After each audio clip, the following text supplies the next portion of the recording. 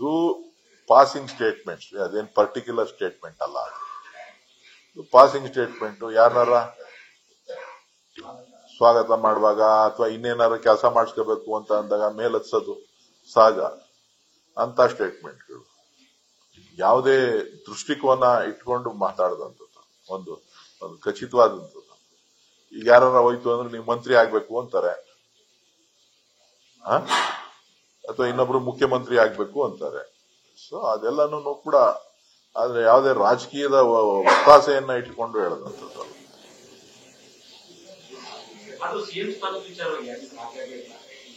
ನನಗ್ ಗೊತ್ತಿಲ್ಲಪ್ಪ, ನೀವು ಅದನ್ನೆಲ್ಲ ಮುಖ್ಯಮಂತ್ರಿಗಳನ್ನ ಕೇಳ್ಕೋಬೇಕು, ಬೇರೆಯವ್ರನ್ನ ಕೇಳ್ಕೋಬೇಕು, MLA ಕೇಳ್ಕೋಬೇಕು. ನನ್ನನ್ನು ಕೇಳಿದ್ರೆ ನಾನೇನ್ ಹೇಳಿ ಬಡಪಾಯಿ? ಸೈಲೆಂಟ್ ಆಗಿ ಕೂತಿರು ಅಂತ ಹೇಳಿದ್ರೆ ಸೈಲೆಂಟ್ ಆಗಿ ಕೂತಿದೀವಿ. ನ್ಯೂಸ್ ಫಸ್ಟ್ ನಿರ್ಭೀತಿಯಿಂದ ನಿಮ್ಮ ಪರವಾಗಿ.